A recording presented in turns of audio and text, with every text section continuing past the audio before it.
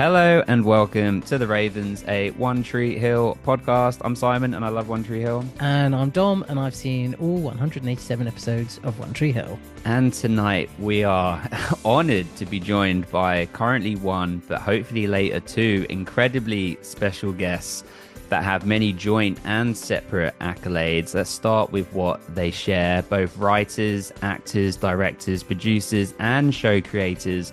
Both One Tree Hill alumni, and more important than any of that, both have been previously featured on this exact, and dare we say, exquisite podcast, the People's Podcast, The Ravens. Dom, make a Raven sound for me, please. Yeah. A bit more bass. Yeah. Thank you. James, when you see this back, maybe, you are our Nathan Scott from stealing school buses and sporting nipple piercings for exactly one episode to half-brother beefs and NBA stardom. You are our Nathan Scott. From unhealthy father-son relationships to jumping off bridges after limo crashes into what looked like very brown and unappealing water to marrying your one and only high school sweetheart, a relationship that in of itself started nefariously. You are our Nathan Scott. I could literally do this for the whole time, but I won't. I'll move on. Stephen, you are our Chase Adams. From skateboarding clean teen to pilot to bar manager to bar owner, you are our Chase Adams. From love triangles to being Owen's friend, from being an off-screen carpet salesman to being Chuck's mentor and supplier of root beer, you are our Chase Adams. Again, we could literally do this for hours, but all of that to say that we are humbled and excited and honored to be joined by Stephen Colletti, hopefully later James Lafferty, creators and stars of the show Everyone is Doing Great, available now on Netflix worldwide. Thank you for being here and welcome back to the podcast. Fantastic. The intros are I remember from last time. You do a killer job. You put your research in. Obviously, you know One Tree Hill very well, but just the intros that you provide for us makes us feel right at home here. So thank you for sharing all that. And I know James and I can both speak to this where of late, just being new fathers, our sleep schedules are all over the place. We are running on fumes, if you will. That's no excuse, but I will say, if this makes it in, that we're waiting for James here. The man is a pillar of professionalism. This is very unlike him, so we'll see him shortly. I just know they're spinning a lot of plates over there, and I'm sure he'll be on momentarily. Yeah, absolutely. We totally get it. We Dom and I have both watched Everyone's Doing Great in full, of course, and available now Netflix worldwide. Everybody get involved. But we're going to be very careful and mindful to not talk about any spoilers because we want to invite everybody else to get involved, everybody that's listening to watch and support Everyone is Doing Great. But I just want to start by saying that what I love so much is that One Tree Hill was a show for me that was impactful and meaningful, like back then. Like, when I was in like my early 20s, which is a long time ago. It wouldn't look it, but it was a long time ago. Where Everyone's Doing Great is like the show that I would be watching now, that I would choose to watch now. And if I didn't know that you and James and everybody else was in it, I would still, if I'd found it, I would still love it and enjoy it. It's like feels like very much like a show that's kind of pitched to our kind of like age group demographic. I mean, I'm sure it spreads wide, but I think that in of itself is such a massive achievement to maintain your audience from so long ago to make something that's so good that it lives up now. I think it's just like I'm so incredibly impressed and almost relieved because it's like this show has been talked about so much and it's like it had so much hype for having you guys in it. I was so happy that it like even exceeded my expectations. Appreciate you saying that, man. It's great, and love to hear that. It doesn't necessarily have to be someone who has watched the shows that we've been on previously. We know that the show has the backdrop, of course, these guys that were on a teen drama back in the day, and you meet them years later. People are like, oh, is it based off their lives? And do you need to know who they are to really appreciate this? We don't think that that's the case at all. This is about people that are in they're having a late coming of age, beginning in say their early 30s, where you get out of that period of your 20s, and you've learned a lot. You've realized you've probably made a lot of mistakes, but you are ready to tackle the world. So you think, and maybe some that aren't. James's character isn't sure if he's ready for what's next just yet. My character is really trying hard, and the harder he tries, he seems like he fails. So we feel like that's relatable to all folks, and we really do believe that for folks that can find this show, because it's an independent show and it doesn't have the massive marketing budget behind it like a show like One Tree Hill did.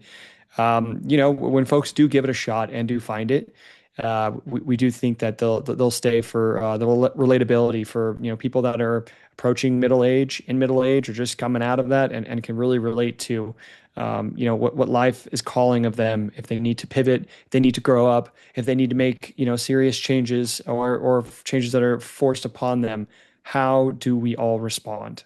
And that's what the show is about.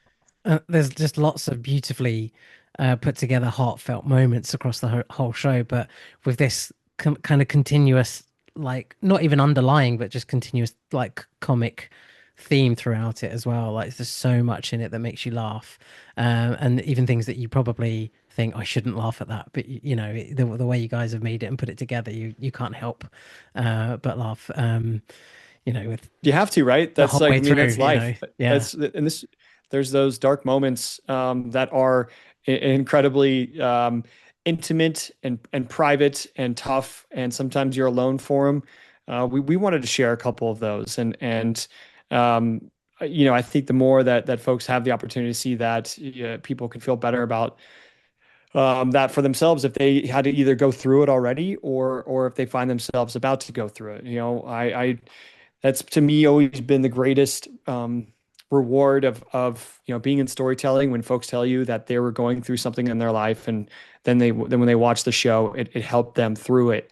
So yeah, I think that because there is some very dark moments in the show, and you, of course, when you meet the characters in season one, they're having a very tough time. They're making some bad decisions. Also in season two, with some of our with the female leads, and what their lives, their crossroads that they're at. We're dealing with death, we're dealing with relationship loss, and so we want to be able to provide a little bit of that humor, because we think it's, again, when we describe the show, to have a friend that you can kind of laugh through some of those moments. We want the show to be that for folks at home that are checking it out. So yeah, I appreciate you recognizing that. It's I all love good. the sweater. I love Oh the yeah. this representing. That's awesome. And also wanted to acknowledge the memorabilia on the wall up there. Love Oh it, dude. yeah, yeah, yeah. Yeah. These oh, and the yeah, we're the only people that probably have this collection of Lee Norris's face as big as this. These are actually from Matt Sullivan, who's the set decorator at One Tree Hill, and he gifted these to us. And then we'd been getting them signed. So I was it's gonna definitely say those must be like I've never seen those anywhere else, but like the that set on stage. So that's really cool. is yes, it's One of definitely one memorabilia right there. Well done. my my 5-year-old son came in here one day and said, "Look, Daddy, that's you when you were younger." And I'm like, yes, not quite. That's Lee Norris. We'll explain this another time. But That's great. Dude, that's That's hilarious. great. Thank you guys for watching it. And like this is a conversation that we've been looking forward to as well, man, because you guys are just so kind. And it was so great to talk to you back in Paris last year. Or was that, yeah, that was last year, right? Yeah. yes. And just appreciate everything you guys have done for the show. Just sort of just keeping it alive, and your energy is awesome, man. So thanks for all you do. Oh, thank Thank you. you. Thank you. Can we take it back a little bit too? So obviously, well, not obvious. Maybe this wasn't the way, but we assume that you guys met on the set of One Tree Hill like those years ago. Like was your friendship and then like your professional relationship together as like creating, did that start like during One Tree Hill, or was that sort of born in, post One Tree Hill, and like how did you actually start the project together?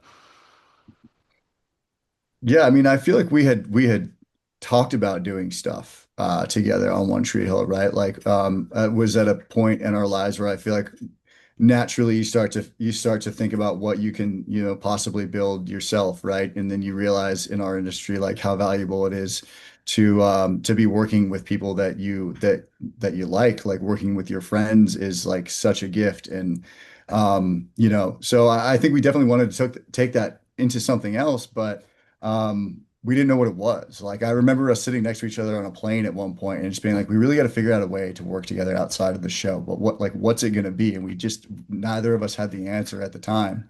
And it took like I think some distance from the show and some perspective on like, what life was like after the show, what life was like being in Los Angeles, like all the time, after having coming out of this experience where you're sort of a big fish in a small pond in Wilmington, all of these things sort of converged on in our lives 5 years after, um, we were finished with One Tree Hill at a point where we were like, oh, okay, maybe this is the story to tell because there's a lot of humor here, and at its heart it's a story about friendship, and like really we're like coming of age again in our lives, right? We're like learning a different version of adulthood, and we're learning like what comes next for us and what we have to do in order to usher that what comes next in the door. And so yeah, it was like I feel like it kind of naturally came along with life, right, Stephen? Yeah. Yeah, I think, and I remember those conversations too early on. I think, and some of the ideas when we were working on One Tree Hill about stuff that we could do together were so half baked, so just marginal at best, because they're you're in our early 20s, and we're talking about like almost like YouTube videos or doing little skits. And it's nice to see over the years the experience of like actually letting that our own palettes, you know, uh, be a little more diverse, and as more shows that are inspiring us come around, spending more time, getting to know each other, and finding each other's humor and just interests and stuff like that. I think that, yeah, that it was great to have that time so that, when we just first sat down to actually start working on the show, James came over to my house and he had the idea first, right? And he said, you know what, here's what I'm thinking. Let's, have a writing session and see if it works out well. And thankfully, I think it speaks to just the years together as friends, knowing each other. We were able to hammer out a story pretty quickly and have it be a positive experience. So it was like with each step, even just from the first writing session to the second, to the third, to the first meeting, pitching it with two people. It all went very smooth and felt like it was another just green light of like, okay, we got to keep going with this thing. And I think all of that really attributed to when there was times where it was tough to get someone to listen to us about the show, that we said, screw it, we're going to keep doing it. That's amazing to hear. Like I can imagine that there are probably quite a few evolutions of the idea, and like the kind of you have the genesis of it, and then it becomes more and more and more and more.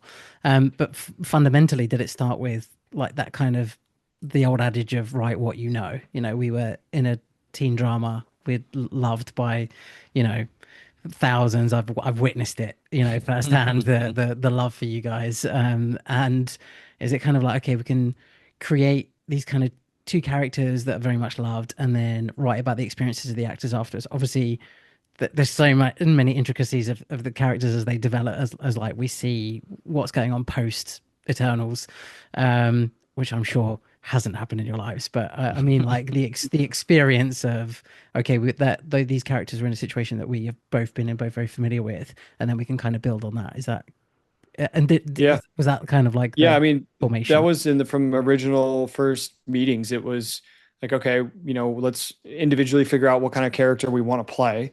But here's the idea. The backdrop is these guys that have been on a show, and it was a vampire drama from the beginning. Um, and we're going to meet them years later, and they're really struggling. And it comes from a place where there were humble moments. I think I can speak for both of us because James and I have talked about it at great lengths, where there's just humbling moments, varying degrees, where you do think that you kind of have some confidence coming out of a show that it'll be easier to pick up the next one. But what I know I failed to realize is that, there was a new feeling when you don't have that show to go back to when we knew One Tree Hill was done. And after a couple of a couple of auditions that don't go well and that rejection of like, okay, well, shoot, how long might this happen, right? That unknown can really start to eat at you in certain ways. And while we also have a very unique perspective of the business, the different characters in the business, everything from our years, being in the industry. I think that's why we wanted to set it, of course, in the industry and have that unique point of view to be able to share with folks. And I would hope that people would be like, oh, I wonder how much of this is real because they did live a life similar to this. It was important to us to make sure that the characters, again, we're going to come up with characters that are not ourselves.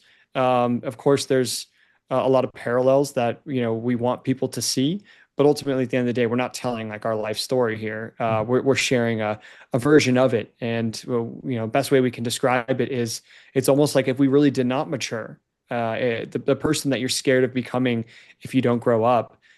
This is who we might have been. So there's a crossroads at whatever age you want to put it, 21, 22 years old, where if there was not growing up happening, yeah, years later, uh, I'm afraid to say that this could be, not too far off of what we might have looked like making bad decisions and, really struggling. And so, yeah.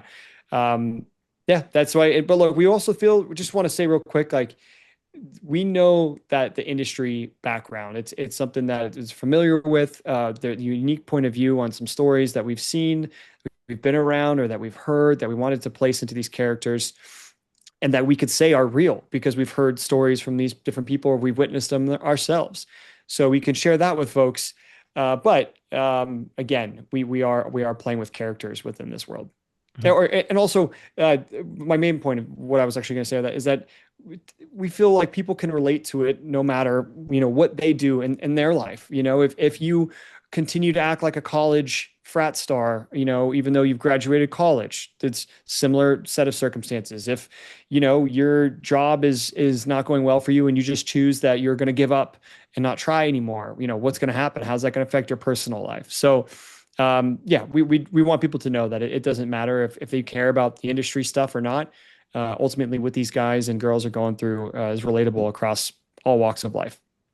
Yeah, I feel like we like in the stuff that we were trying to, I don't know, the ideas that we were kicking around before this one, I feel like we had stuff that we thought might be funny or like might be kind of interesting or like there was like a hook, but it never like there was never anything that like spoke to us even where it was like I feel like we were struggling to find a story that we felt was an actual expression of something emotional, because we were, we know what good storytelling looks like. And I think that's what at the end of the day, that's what we wanted to do. And I think, part of our journey to this was, you know, getting a bit of an education as well in terms of like watching this stuff that really inspired us and paying attention very closely. Like there's two shows that come to mind. One was Better Things with Pamela Adlon, which is a US show, and then the other is a British show, The Trip, with Steve Coogan and Rob Brydon, which we absolutely loved both of those shows, right? And they're both so funny,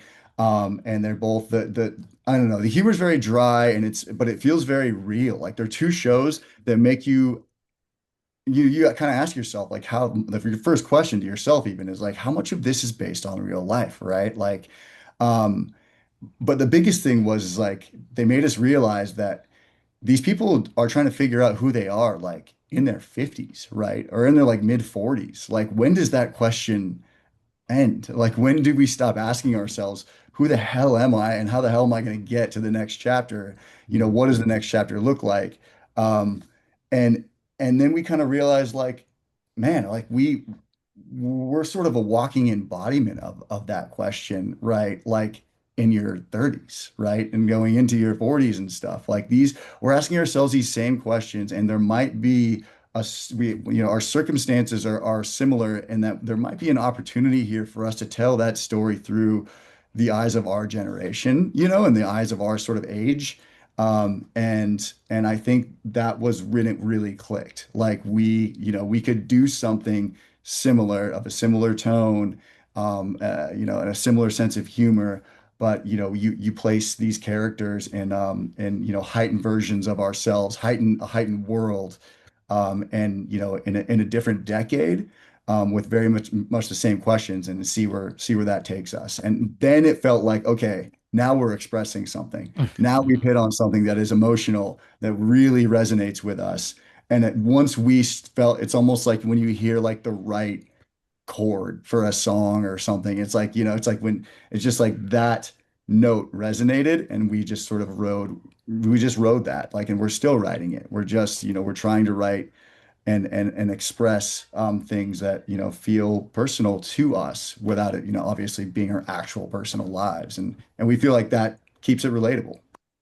It's so good. And what like to what you just said about people sort of ha having that question of coming of age at different periods of their life.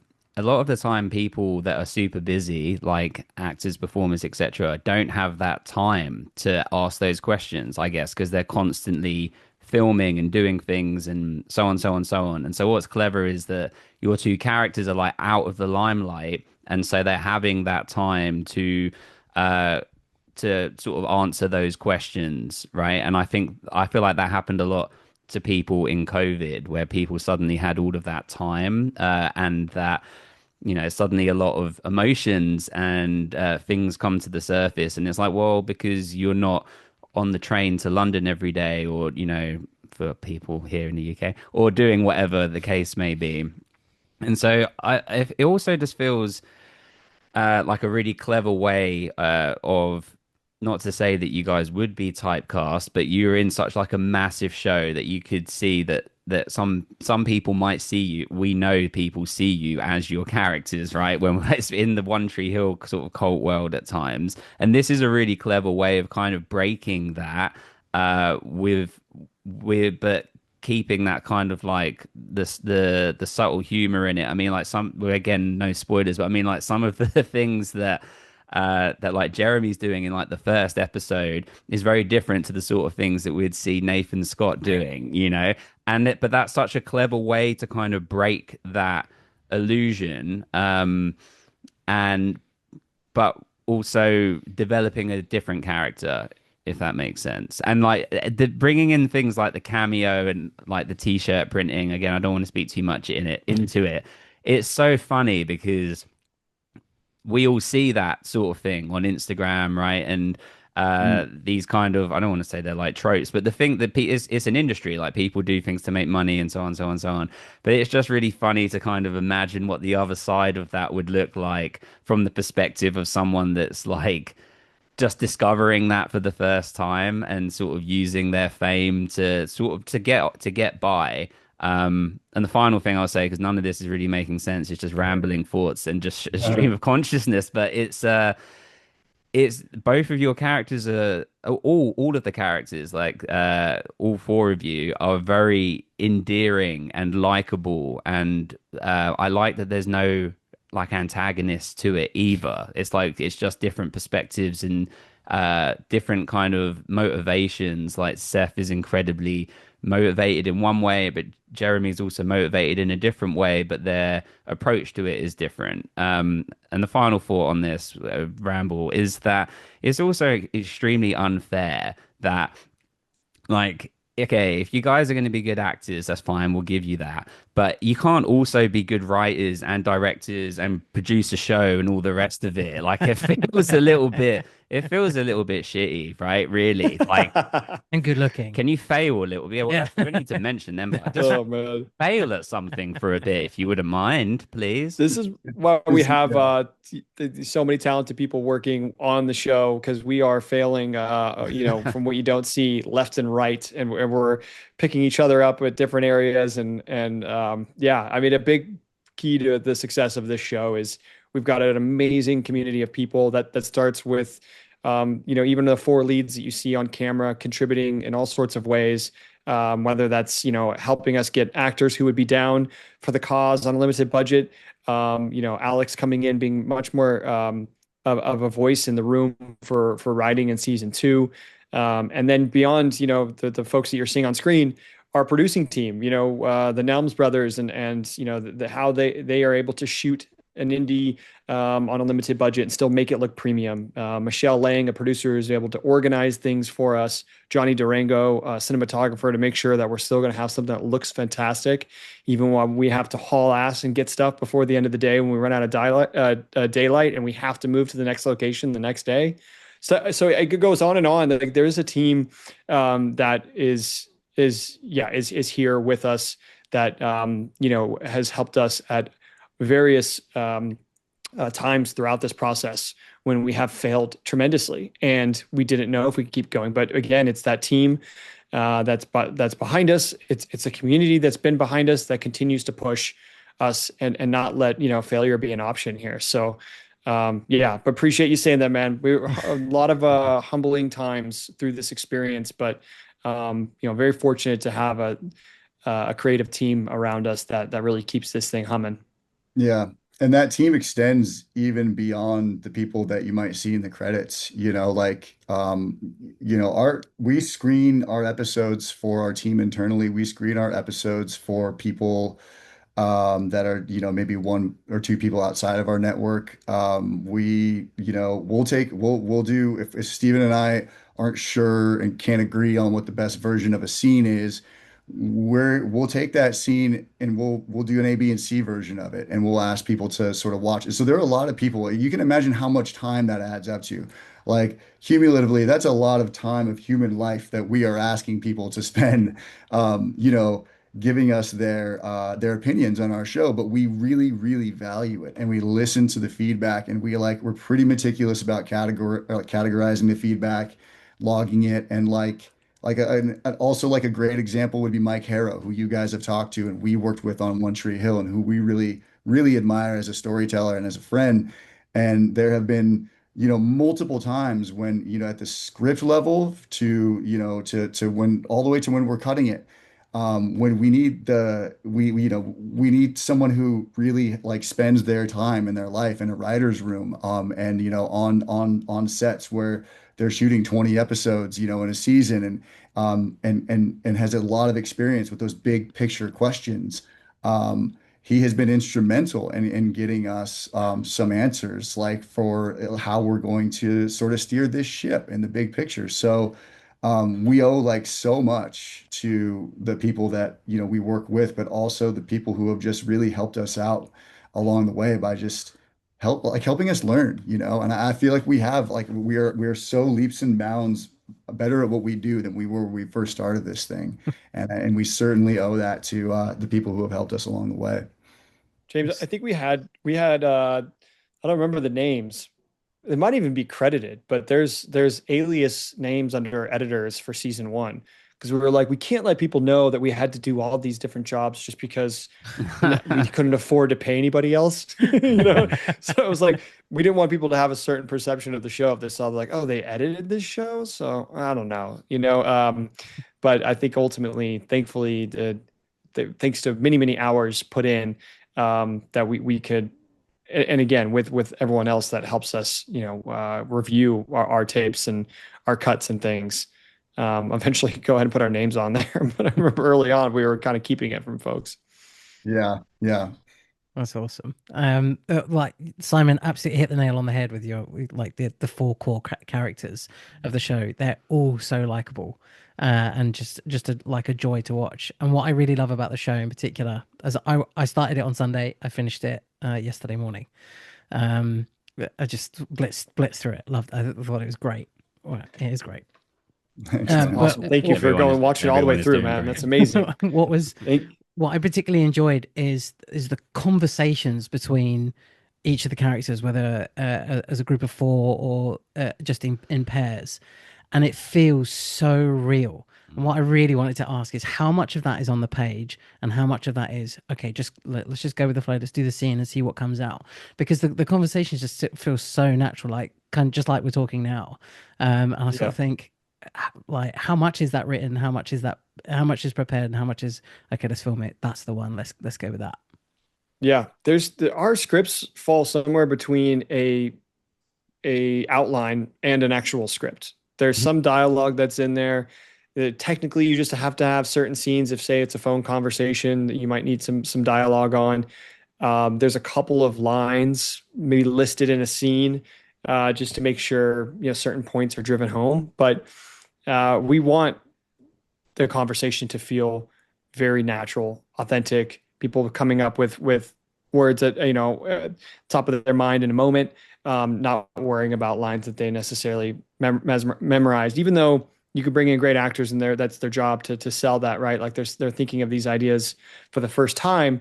There's still something with a rapport of a group of friends that really knows each other, that really loves each other, and has chemistry that you could take away with a lot of words that are provided in this instance. And it was always a decision from early on with the show, striking a certain tone, an intimate feel to it, wanting it to feel real. That improv was going to be great and lend itself. And we tested it out in the beginning. We got with the Nelms brothers and we tried a couple of improv games, and we just wanted to see how the conversation would flow. And we filmed it, and we kind of edited together a couple of little scenes and comments, and it went really well. And it went well with the pilot. We felt like that was a positive experience as well. So we decided early on, like, we're just going to lean heavily on improv with this thing. So yeah, there's very, very detailed scripts but just shy of having full dialogue on everybody. Awesome.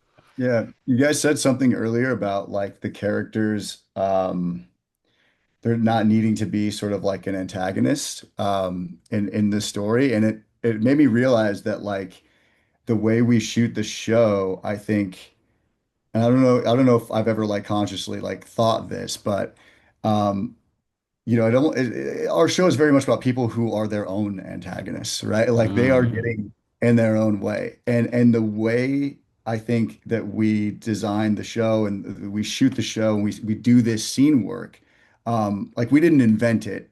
We had seen other projects where they had used a similar technique, and what we loved about the finished product was that you didn't need like the conflict, the tension that a dedicated antagonist presents, right? Like that, you didn't need that to move you through the story because you're actually like hanging on every word because you are genuinely wondering how they're going to get through this conversation. Like, like that's what you're actually hanging on. It's like, how is this going to go? And it could just be a simple conversation between two friends, but there's something about it. There is just this underlying tension of two people who don't know how this conversation ends. And that is fascinating to us, right? And so I don't know, I think in the first season there is a little bit of like an antagonist. I feel like Philip Van Gilmore sort of presents that way at first. Mhm. But at the same time, I think we realized that we would be really comfortable moving through this world, like feeling the tension in our characters' heads, in terms of like their uncertainty about the way that their life is going to go, like just that uncertainty being the protagonist or the antagonist. And so it's just so cool that you guys like saw that. And I don't even know if we've ever really articulated that because I think that's like part of what really drives the show forward. Yeah, Yeah. love that. I love credit to us. It's always we're a big fan of that. Well, we've got some listener questions.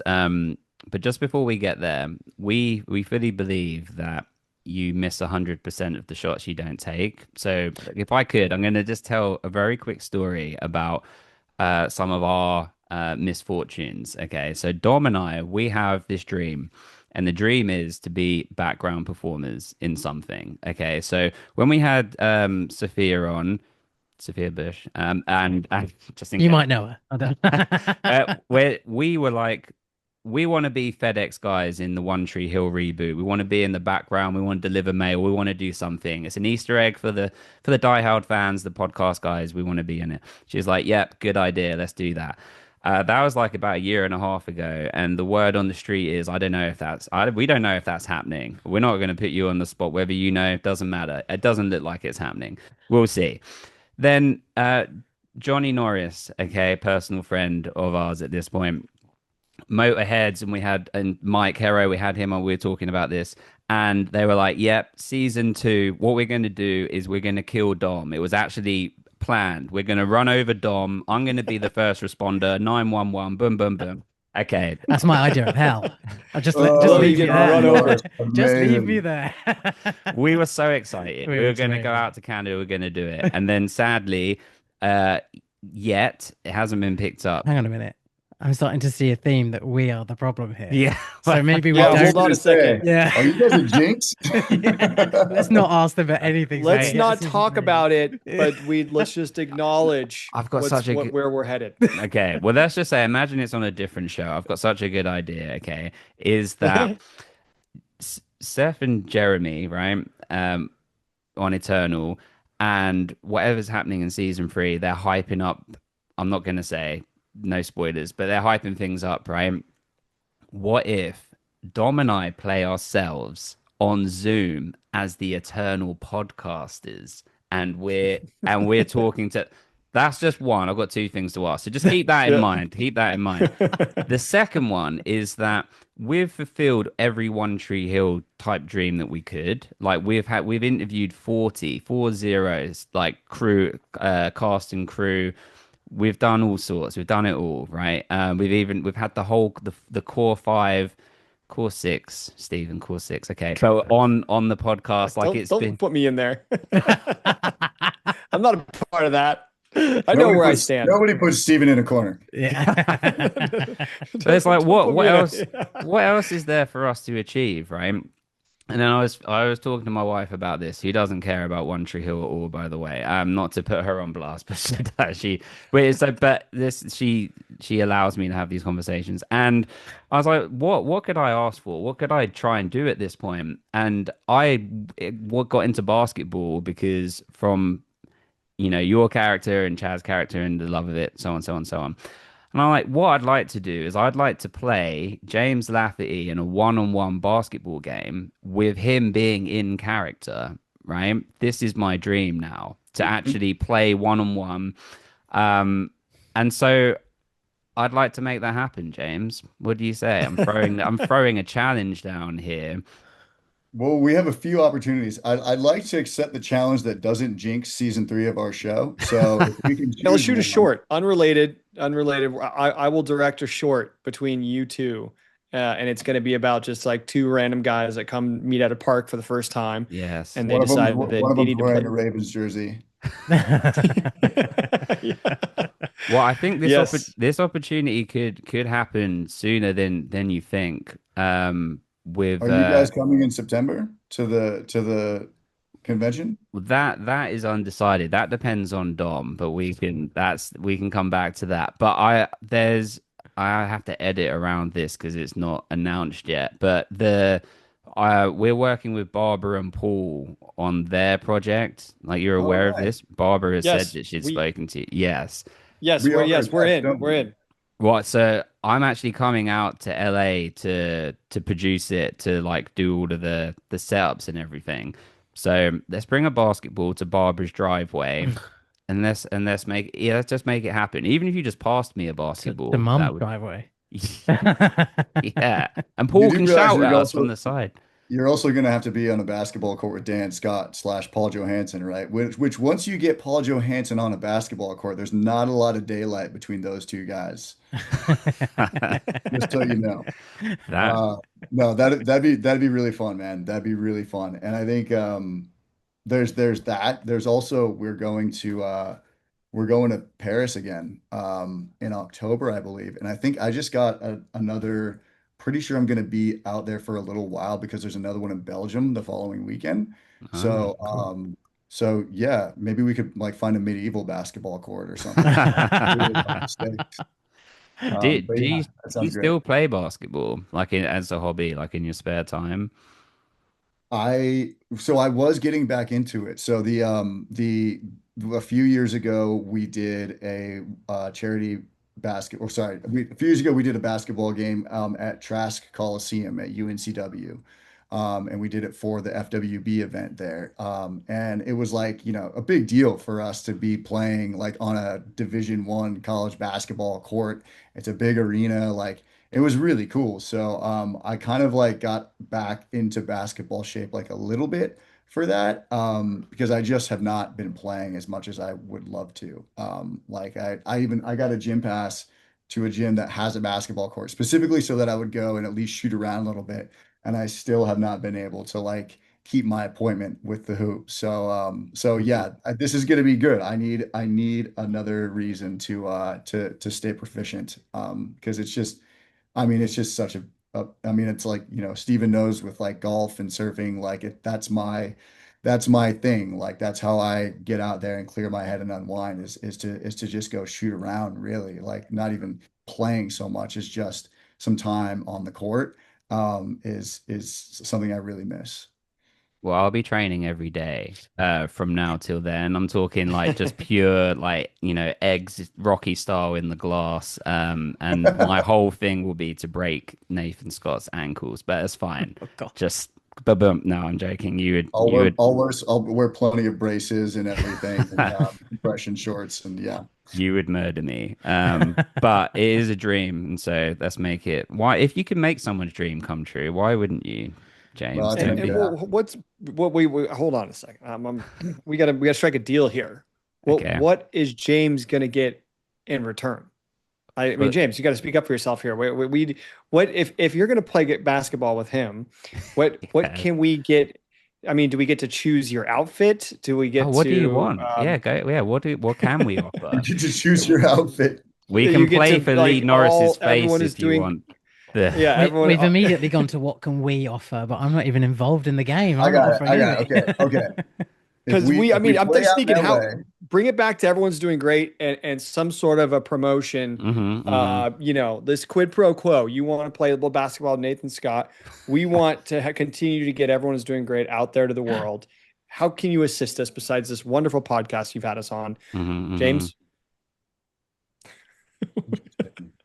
Do you have tattoos? Do either of you two have tattoos? Um, I do have a tattoo. You got one on your side, haven't you? Yeah. Yeah, but I remember it in the show. It was in the show. He had his shirt off in the show. I remember it, I love that how you about remember my shirtless scenes. Yeah. Thanks, All man. of them. I was this close to getting a tattoo of Steven's face in Austin, Texas, this last time we were there as some viral marketing for the show, but it didn't happen. He ran out the clock on me. Um, Yeah. Well, maybe we should do something in London, or in England, whether that's like a conversation with you guys about everyone is doing great, or we get to. Well, we get matching tattoos. yes. Of His time we Steven's face. reverse the jinx. Okay, we are seeking a request from you that if a world happens where season 3 of everyone is doing great, Hmm. we get to come up with a viral idea Mm. to execute with you, and you have to participate no matter what it is. Yeah. And we do that in London. Perfect. Perfect. I love that. I'm in. I'm All right, also we're all getting tattoos. Say everyone is I doing great. I've got like 2 arms full of tattoos, so at this point it makes no difference. But I would definitely I'd be willing to get an everyone's doing great tattoo. Like I would. I Well, appreciate I have appreciate you. none, so it would be that would be That would be a the big that would So deal. be if the That would real be a so kicker. big, if big I deal. lose, you get the Well, tattoo. no, that was an obvious thing. So I was gonna say if you win, one of these two gentlemen, maybe both, have to get a Ravens with Simon and Don tattoo. If they win, then we Yeah. get everyone is doing great. But I think that's probably the more likely anyway. Yeah. Yeah. With as much love and respect for you in the world, Simon. But Though, do you know in if we actually, because this wasn't needing to be filmed, this could have just been for like just my personal memory bank. But if we did actually film it, I've got Paul's jacket, right? So Paul has the Ravens jacket, like the coach jacket from season 2. It's a long story, but I ended up with it. I'm going to bring it back out. He could be wearing it on the sidelines with Barbara. They can be in character taunting, doing whatever. I'm obviously Chad, same jawline and everything. And then we go one on one. That would go viral because and then but somehow then we spin it that Stephen, you come in somehow and we spin it to everyone's doing great. Like that is some great marketing in there. I'll storyboard it. But I think You so. know Yeah, what? yeah. Yeah. Yeah, I think you're onto something. And for the purposes of possibly playing basketball at Barbara's house upcoming, yeah, maybe you save the footage for something we do down the road. And Hmm. also you can, wait, if you record some of it, I feel like the story of you playing basketball and without having to have the proof of the actual what happened in the game, you can have a lot of fun with that for your listeners. So I think it would be Absolutely. okay if this instance, when we see you in a month or so, Hmm. um, yeah, you just tell the story of what happened if you guys are able to do that. So I mean, it could be a real these low are my point. suggestions. It could be a real low point for Jeremy, couldn't it? Losing to Simon, and that could be a perfect moment. I'm going. Jeremy does have in season 2, you see Jeremy has some anger management issues he's working Mm. through. Yeah, Oh my God! And What if I so got maybe beat up? there's something if he gets a little too competitive just in destroys the season hoop. 3. I get beat up by James Lafferty. That would be. The I, dream. You could just, yeah. yeah, you could just beat me and you could say, I killed Nathan Scott. Like it's over. Like the character is done. Like he's been defeated. Like it's like a level. Okay, wait. Before I love all of this. Wait, before I get to these listener questions quickly, do you have a? I don't know. Maybe you might not want to answer this, but is there some sort of relief in that people, though we just were talking about One Tree Hill, that you've got questions on this, like as in that is this in some way kind of not necessarily pushing One Tree Hill to the past, but it's like um it's allowing like fresh conversation on something current while also paying homage to, something that you're proud of, I'm sure. Yeah. Yeah. It feels like the best of both worlds in that way, because I think yeah, it's just it is amazing like how much easier it is to talk about something from your past when you feel like you're moving forward, right? I think there's Mm. there's there's never been any discomfort with the fact that like I am known for One Tree Hill or as that more people know who Nathan Scott is than my real name. Like that's actually never been a problem for me, but I think what I think can bog you down a little bit is when the only conversations that you're having are about the past. You cannot help but feel like you're not moving forward in your life, and you realize just how much one needs to feel like they're moving forward. Like I think that's it's healthy for our minds. It's healthy for our souls, like to feel like there's meaning forward ahead. And I think this is so and it feels weird to even say that. When you say that, you feel like you might be coming off like you are no longer grateful for what came before. But I feel like when you're having these conversations, like we put ourselves in a position where we can feel on an emotional level just like completely comfortable talking about both, because we wouldn't have this without One Tree Hill. Not only would we not have it like in a very direct, practical way because the fans of One Tree Hill have been so instrumental in getting us here, from crowdfunding to being background actors in our episodes to showing up to screenings, like everything, all along the way. They have helped us push this thing forward, but we also we wouldn't have this story to tell if we hadn't done One Tree Hill and then come out of it.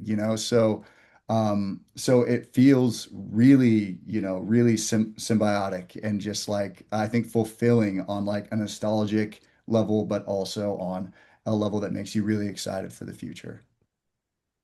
What, Awesome. what a great answer. Do you have time to answer these questions? We're also aware that you've got lots Yeah, going no. on. I mean, Okay.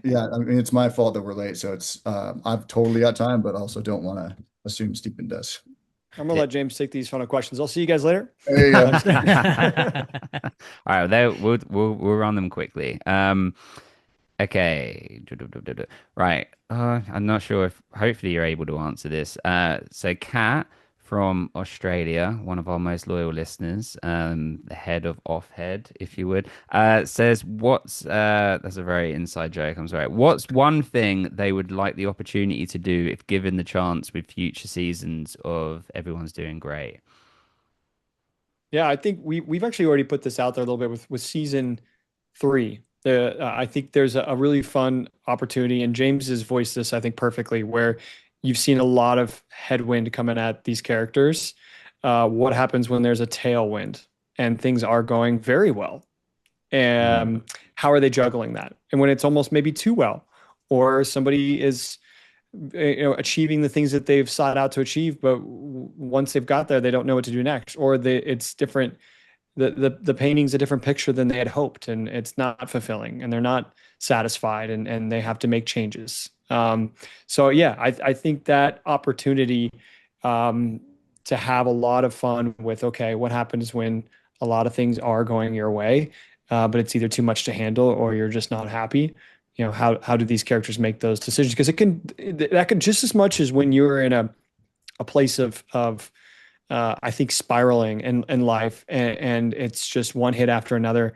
To also learning how to actually juggle certain things, or ch chase something, and when you achieve it, find out that this isn't what fulfilled you. Like that could, when you chase something and you get there and it's not fulfilling, like you could have just as similar a spiral or reaction than as somebody who has, nearing a rock bottom, if you will, where there's drastic change in the way that your mind is feeling about something, and how does that manifest itself? What are the choices that you're making? Because you're either scared to admit to yourself that what you sought out to achieve is not making you happy, or there's an expectation that you built up in your mind, and when it's not that, again, how do you react? So yeah, I think that there's an opportunity there to have a lot of fun with that. I think that would be awesome to see as well, because there's a glimmer. I think it's in the possibly the first or second episode of season one, of jealousy between Seth and Jeremy, with the kind of fan that was doing the camera in the audition, and Oh yeah. she comes to the apartment, and Yes, yes, there's a yes. little glimpse of jealousy between the two of you, which you kind of don't really see throughout the rest of it. I think because of like Seth is just like really going for it, and Jeremy's kind of all over the place, bless him. But I think that's like would be such a cool thing to work on. But obviously, you do have the jealousy between, um, the couples that have split up, Izzy and and Andrea. seeing, yeah, but Yeah. seeing how their partners or their ex-partners are now doing in other relationships. So you see the jealousy there, but not that kind of creative jealousy between each other, which I think would be Yeah.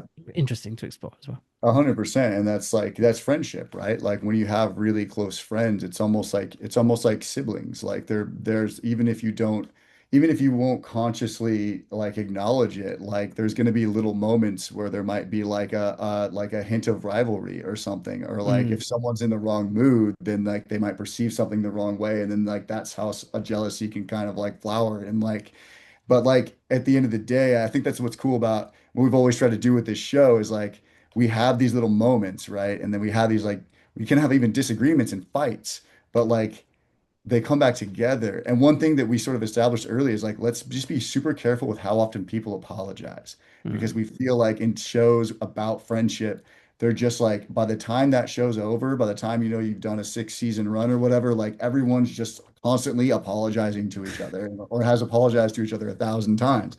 But what happens in real life is that you have these little like microaggressions, for lack of a better term, and like shit just goes unsaid. And sometimes it builds, but most of the time you just forget that you even felt that or that was even thought. And you just kind of like the next time you see each other, maybe there's like a little bit, it's a little bit awkward for a couple seconds, but then you change the subject and you're right back into the friendship that you've always had. Like mm. that, I think more closely mirrors real life. And that's what we always wanted to hit with these two.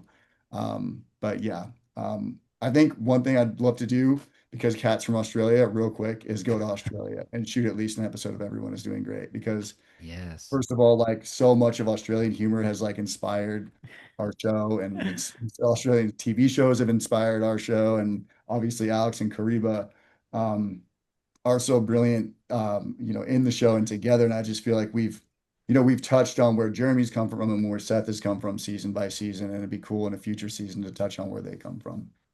I love it when they're crying together and there's like the mention of home and away. And I thought, is anyone going to Yeah. get that? Is anyone going to understand what home and away is? Like, because it was on TV. Well, I mean, it still is on TV over here, and it has been Yeah. forever. So I just wondered if that was a big show in America. I But don't it's even like remember what did we. they're in bed In bed, together, and crying season they're kind one, of cry. Yeah, they're kind of crying, and they're a bit sad about eating everything. the But sandwich. yeah, The Australian soap operas are really big here in the yeah, UK. Yeah, yeah, I know Home and Away is huge in the UK, right? yeah, Like, yeah. Mm. for some reason I can't. This is crazy. I can't remember when they actually mentioned it, but Andrea's telling Izzy that she was jealous of her being on Home and Away. She's like crying with the sandwich. She's like, I even loved you when you're on Home and Away. Yeah. oh man, that's great. So Well, good. yes, yeah, that is so okay. Stephen obviously wrote that bit, just saying. Yeah. Yeah. I can't take credit for that. That's all Alex.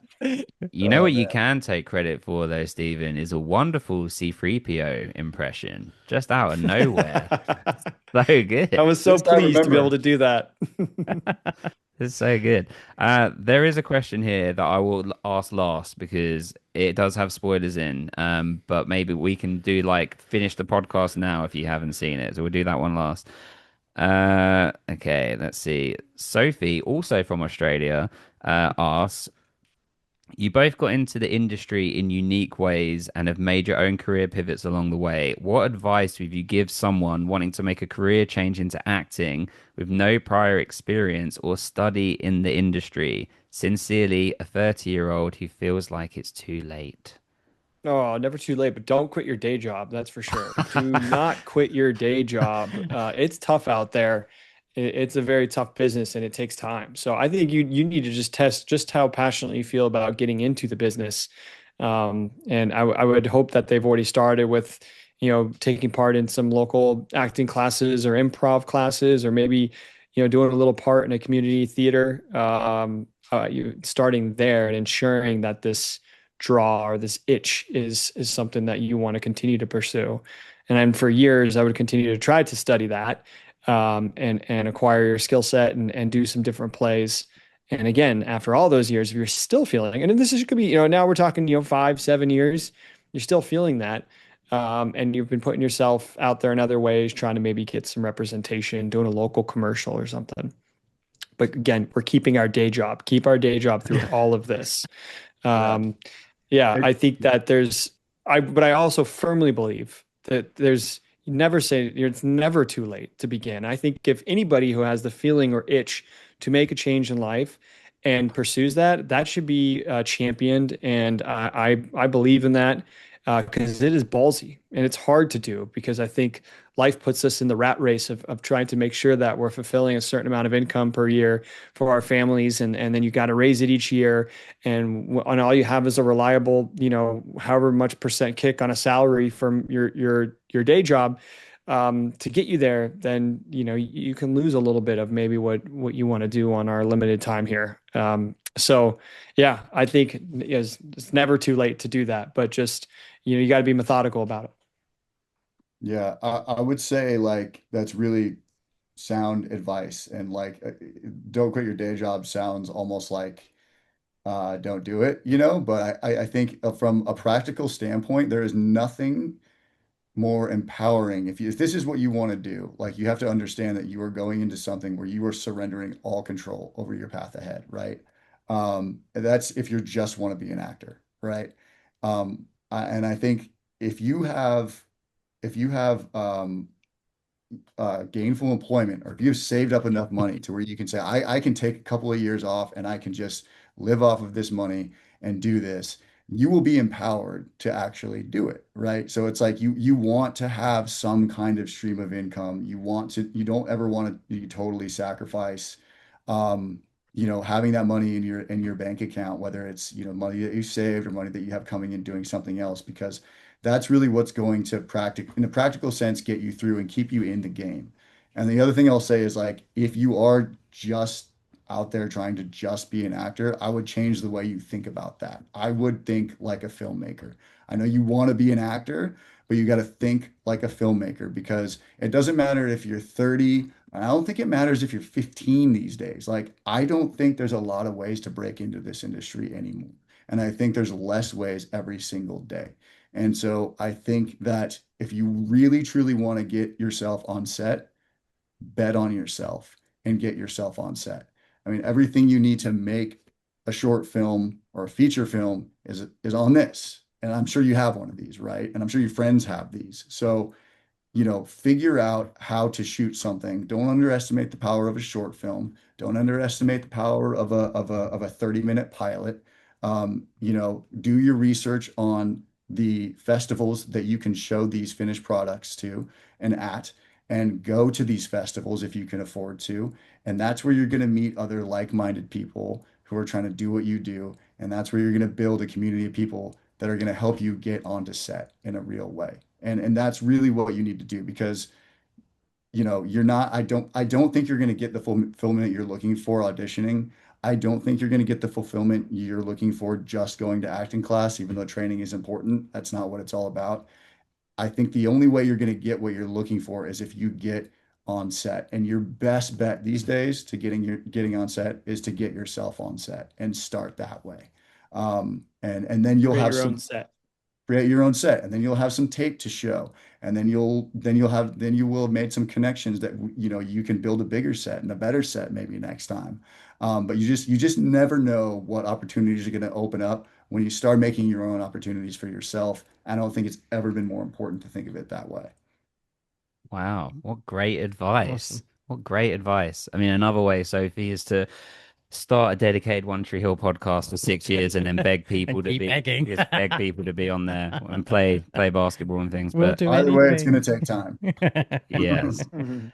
Uh okay. Mari from Norway, but I can't roll the R's, so please, Dom, Mari.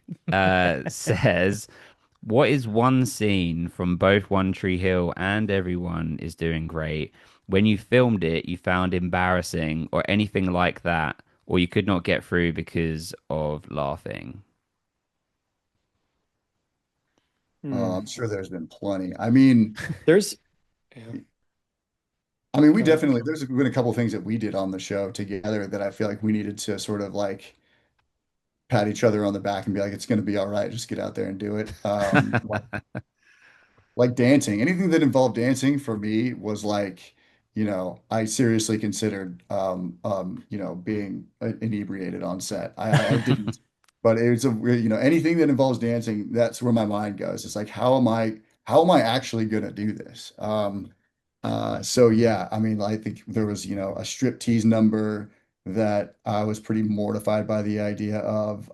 There was our rap slash dance which was, you The know, karaoke dance. Yeah. Yeah. yeah, Young considerably MC. less, nerve-wracking, but still involves dancing. And then, there was a scene where they actually wrote that Nathan's a bad dancer. So I felt like that one was actually a relief. I was like, I can have fun with that. Yeah. Yeah. I think there was in terms of like not being able to get through because of laughter, for some reason, the day that Julian and Brooke were getting married, there was a case of the church giggles sitting down there in the church pews. I think it's a long day sitting in there. Excuse me. It's a long day sitting in there, and they got to get a lot of coverage. So if you don't have a lot of dialogue, which a lot of us sitting, in the pews um, had, which was very minimal, you can get sleepy, get tired, and I believe Antoine fell asleep at one point, and it became very funny. For he was just taking a little cat nap, and I couldn't stop laughing. Everyone else's laughter about it, and then it was actually go into some of the takes. Like it's taking a he wasn't Antoine was not taking a nap on camera, but just in between takes. And so I remember that was so tough to get through, and I felt so bad because they're up there giving their vows, and I'm completely unrelated to what they're doing and their wonderful performances from Austin and Sophia. I'm trying not to laugh, and a couple of us were in the similar boat. Um, I also there's an actor in Everyone is Doing Great named Bob Turton. He plays Philip Van Gilmore, the one of the antagonists of the first season that we mentioned earlier. Uh, he is so funny and then such a phenomenal actor. Anytime I had to play with him, I was always so excited for the day because I knew it was going to be just like brilliant. But I was also like nervous, like, man, I hope I don't ruin every take because I know I'm going to be cracking up at some point, and hopefully it's just not during every single take. So that was one of the hardest jobs that I had all of season one was to try and keep it together in front of Philip Van Gilmore, played by Bob Turton, because he's just so good. So a lot of laughs there, but it was also that excruciating pain of like, please, like, can I just forget how to laugh for one day? I don't want to do it here. I don't. I want to get good stuff and move on. Like, just don't let me laugh. But the more you I think about it, remember, the more you yeah, do. I remember feeling like I had like dodged a bullet because I didn't have any like scenes with Bob Turton, and I saw Steven, like I get to sit behind Video Village and just like laugh my ass off while it's going on. Steven has to be in a straight face because he's on camera. So like I remember feeling like so relieved that I didn't have to do that. And then I had a scene with Matt Atkinson, who plays the actor that Seth is dressed exactly like in the very first episode when he goes on that audition. And I mean, that scene in that pilot episode is one of my favorite scenes in the whole series. I think Hmm. it's so funny, and I think he is so brilliant. The way he can, what he can say with a straight face, like, and just it's so genuine, but so fucked up, but I don't know why I just didn't see it coming. Like I had a scene, we wrote a scene where Jeremy runs into him at an audition as well, and I could not, it was really hard for me to get through that scene. Like I kept cracking over and over and over again. And it was like I was having an out of body experience because I was seeing this performance that I had laughed at so hard on the pilot for like a year already. And then all of a sudden I'm dropped into a scene with him and I couldn't get over it. So yeah. uh, Both of the audition scenarios feel very like Ricky Gervais like in some like are you guys fans of Ricky Gervais? Like some of it Oh felt yeah. like there was some influ not well, I don't know, inspiration maybe. I there was parts of it I was like this kind of feels like part Ricky Gervais, part like Pineapple Express, which are like two things that I love. Like are you, yeah, was there influences there? Are you fans of Ricky Gervais? Oh, Man, 100%. Man. yeah, subconscious. We had never spoken about between us, but I know we're both big fans of Ricky Gervais. So I think just having consumed so much of his work over the years, there's something, ticking back there that is inspiring some of the stuff you're seeing in the show for sure. I feel like that one's almost like such a given at this point that it's like we forget to even mention it because like the Yeah. office, like especially the British office has just been like so formative to our senses of humor, like in general. I think like 100% we brought like I think we've cited it maybe here and there, but yeah, again, it's just like such a given that it's like we don't we forget to bring it up anymore. But yeah, definitely an influence. Like just on that, there's it's a credit to you two as directors and obviously your production team as well, in that for a lot of it, a lot of both seasons, I feel like I'm in the room with you, and the awkwardness that you're feeling, I'm then feeling. And I'm like, why am I feeling awkward right now? I'm not actually there. I'm just watching, and it's just that the emotions that you're like conveying and that you're putting to the audience is like, oh, you've put me in the room with you, and that it feels great. If honestly, it's so clever and so good, and yeah, Man, like I have a whether. question for you guys. Mhm. Does it ever, because we always play with this with our show, it's like we enjoy, putting these guys in some ridiculous situations, the girls as well. And we walk a line with like how much is cringe, right? For lack of a better term, like, and where does that get exhausting for an audience? Where it's like, oh, it's too cringe. I can't keep watching. It's too, where does it draw them in, and then where do we lose them? There are times where like, were there any moments where you guys are watching like, I can't watch this. I can't watch this scene anymore, and you almost feel like you need to look away. I don't think not that would ever turn me away. I just desperately want Seth to relax and Jeremy to be okay. And I just want Yeah. that. That's like just desperate for that. And then Andrea and Isabella, I want them to kind of thrive in what they're doing as well. But they seem like they have it kind of more together than the two guys.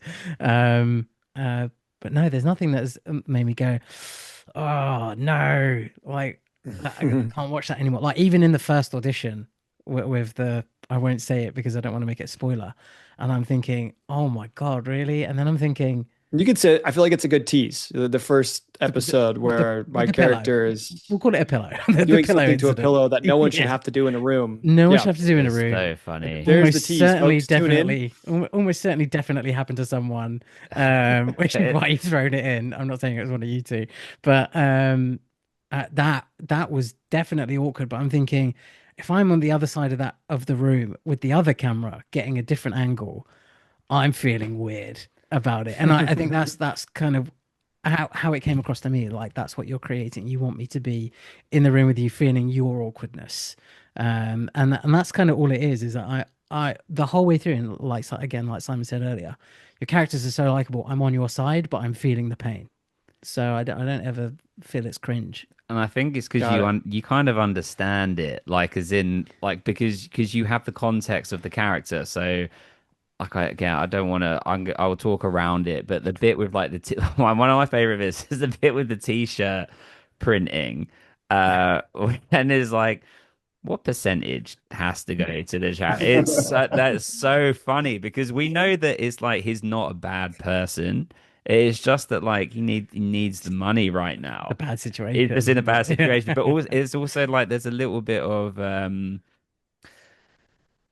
I don't want to say ignorance because that feels too strong, but like a little bit, maybe some naivety, a little bit, or a bit like Yeah. a bit of immaturity going on. And but it's almost like so you look beyond it because you know that he's rooted as the both of them are rooted as a good person. And like the pillow scene, the funniest part is when they're like continuing their It's not conversation even while bothered, yeah, innit? they're not even bothered, but I love the way it comes back in that it's like recorded and like things are seeded and then they sorry, I'm like reaching over your head, they like pay off later down the line, like the egg thing, like where Seth's making breakfast, then that comes back a few episodes later when he's like hungover and whatever, and it's just all over the place. Like it's really it's and I think the Dom and I both agree, gonna speak for you now, that the UK office, as much as we like it, is almost it borders on a bit unwatchable at times because it's so cringe. Like it's not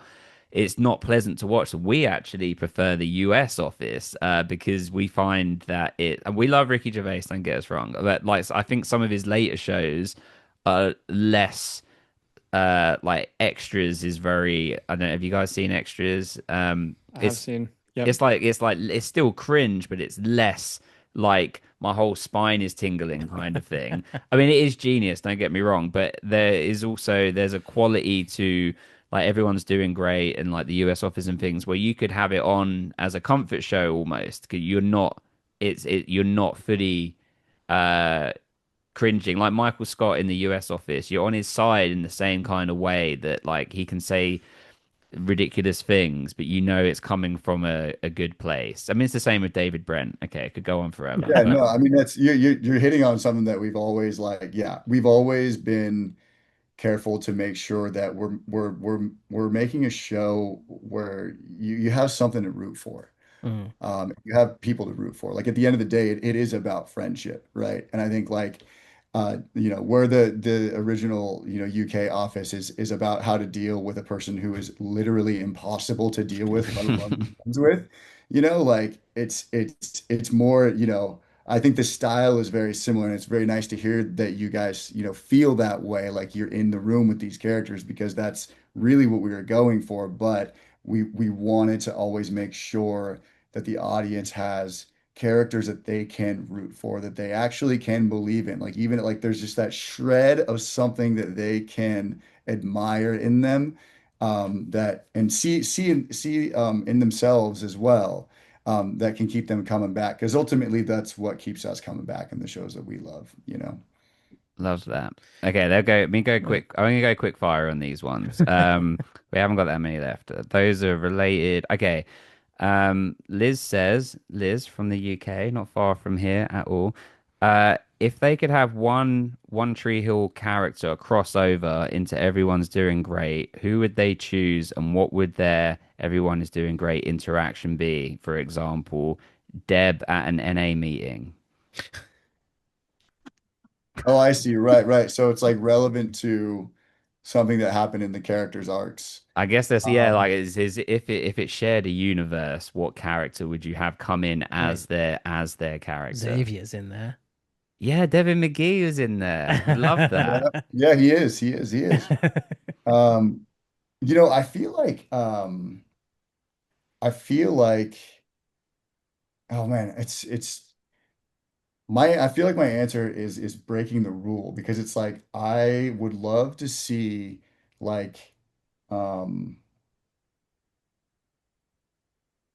oh my God, why am I blanking? This is how bad I'm my gonna let you. brain. I'll give you mine while you get to Yeah, go piece for that it. together. I would go with Michael May, have Chuck come in. Mhm. Chuck, who is a recording artist, he wants to be a singer. He's been inspired by Chris Keller. Mhm. Um, and I think it would be great hmm, to see Chuck playing some sort of a show and he's become like a pretty good, he's a big name, right? He's a Gen Zer, and Seth is with a girl who's a big fan of his and wants to get backstage. So then Seth has to try to figure out how he's going to get them backstage, tries to use his, I'm from Eternal cred to get to the backstage of this concert so he can impress this girl, and he just gets denied at each doorway. So how does he try to like maneuver around and find his way backstage to meet the one, Chuck Skolnick? I love that. Amazing. Love Dude, that. wow, that was a hell of a pitch, man. Have you thought that out? I feel like that was, I know, it just came to me. I feel like that, no. Sleep deprivation He's been creates working on creative that. Yeah, genius. yeah. Yeah. Um, yeah, so I think my answer does break the rule. I was gonna say Keith Scott, but I don't think it's Keith Scott. I think it's Craig Sheffer. I think it's Craig Sheffer as Craig Sheffer, or a character like Craig Sheffer, who, like, as we've like in the past, he didn't tell, like when we were shooting with him, I don't remember him telling a lot of stories about his past career. I remember him telling like a few, but lately when we've been seeing him at the conventions, he shared a few stories that have been like just all time, man, like all time. And like I think one of them involved like Andy Warhol, like just like rolling up Mhm. to him in a limo in New York City Yeah. in the 70s and rolling down the limo and saying, "Hey, can I take some pictures of you?" And him ending up at the like his warehouse. Is that what it was called? The warehouse? Um, and I just like, it makes you realize like this guy has seen so much and for so long. And like just the way he tells the stories is so casual as well. It's almost like he's like telling you a story about this one day he woke up and went to get a cup of coffee. But then this, like, just these insane, amazing, like, things are happening along the way. And I just feel like that would be so cool in our show. Like, we haven't really had, I think, the character that has, that has really seen a lot in the industry and like could almost be like maybe like a bit of a mentor to these guys, Mhm. or I don't know, just like these guys can maybe take a look at what, at what they'll be to a young actor someday. Or, Mm. I don't know if there's a way that we could see a seasoned actor um hold a mirror up to these guys in some way through this show. But I feel like a character like Craig Sheffer would be really, really awesome. That'd be so cool. Especially because like he still just has that style, man. Like he's still, he's got like the bandana and like the jeans tucked into the boots, and like it's like takes you right back to the Lost Boys. You're just like, hell yes, dude. Hell yes. Like that never went out of style. It just did. Okay, Jennifer wants to know how have their experiences from One Tree Hill influenced their work on EDG? Did they use anything they had learned or draw any inspiration specifically from One Tree Hill? Hmm. I think a lot of, well, first of all, being able to use some of the locations has been awesome. To be able to go shoot back in Wilmington, that has been great. Those years are um, they're so formative for, I guess, who I am today. There's like the growth of, say maybe going to college. I did a year of college and then I dropped out, and then I was, out in North Carolina not long after that, working on One Tree Hill, and I think, just seeing how the crew maneuvered around that set, the people that worked the hardest making their way up. Talking with the guys, trying to learn, certain little tips and tricks about the way why things were being shot the way that they were. So yeah, I mean, without that time in my life, I'm not sitting here talking to you guys about this show. That's a great answer. What about this one? Rebecca asked, is there a storyline or decision by their character in One Tree Hill if they had the opportunity they would have changed? I always say like it would have been nice to see Nathan spend like maybe like a little more time in the NBA. Like, even if he didn't have to spend multiple seasons, maybe like like be able to show a game would have been fun. That would have been just selfishly that would have been really fun. Yeah, get a play, I get would a have just loved to champion ring. see. Mine's more not. It's what we didn't get to see, which is like where we left Chase as bar owner. What that looked like, what he did with Trick when, and just how that that place might have evolved over the years. There's a And it's spin off like Cheers, but Trick. There you go. oh, okay, that could be a whole separate. That is a good premise for a reboot. He's still paying Karen for the bloody bar. Yeah, for the interest. He's never paid off that loan. We want to know the terms of that contract. Okay, Yeah. right. This is the last one, and this has got spoilers in. So if you haven't seen the show, cut the podcast off here, please. Okay. So this is a back and forth between two listeners talking about a point within the show that they're hoping for some clarification on. If it oversteps, I'll edit this out. Okay, Lauren asks, this is Texas Lauren, and she just got married to the lovely Oliver. So congratulations, Lauren. She said, I wanted some clarification on a scene from the last episode of season 2 of EDG. When the crew is backstage at the Eternal/Vampire convention, shout out to Trick, Jeremy pours himself a drink, and when the crew catches him, he says, I've been drinking in moderation for about a month. Did Jeremy lie, or was there something I missed? I do remember in an earlier scene, Jeremy threw away a bottle of tequila, so it appears as he's been dry up until that moment. Now, Liz from UK, she comes in on this. She's hot. She knows what's up. She says, I think he went and got a drink after he got back from Andrea saying she might have made a mistake divorcing. He looks at the list of suggested sponsors and then decides against it and grabs his keys. I thought that I thought that was where the half-drank bottle he threw away came from. I may have watched EDG too many times, but my puppy does wake me up very early. You can never watch EDG too many times. We encourage multiple rewatches. You're gonna always find something new if you continue to watch the show. So I love the attention to detail on the question. I'm gonna let James answer it. Yeah, no, that's actually it's crazy because I was watching the show on my laptop on the plane recently, and because it was a smaller screen, I was like, was there that bottle was half full, right? But like I know the bottle was half full. It was just like I think it depends on how big the screen is that you're watching. It may be easier or harder to tell, but 100% that bottle that he takes off the counter at the end of episode 7 is half full. So he drank that night. And but I think he didn't drink the whole bottle, right? And he threw it away and then he went on a run. So I think we are meant to understand that he has he's broken his promise to himself with sobriety. But to what extent is this going to be a slide out of control is that remains to be seen. And there's a Right. key difference between James and Jeremy. James just said the bottle was half full. Jeremy would see it as half empty. There you go. Love that. Nice. That's great. Nice. Well, so everybody get involved. Everyone is doing great. Netflix, just keep it on an eternal Just leave it on. loop. Yeah, give it the thumbs up, review it, IMDb, anywhere else where you can review it. To get these lovely sweatshirts and t-shirts now, right, and hats, the website is Yes. Yeah, everyone is doing great.com. they're really good Title quality. of the show. Yep. Yeah, thank you for saying that, man. Thank you for that purchase. It looks great on you. Yeah, we got the shirts up recently as well. So check them out. Thoughtful They're- question and everything, man.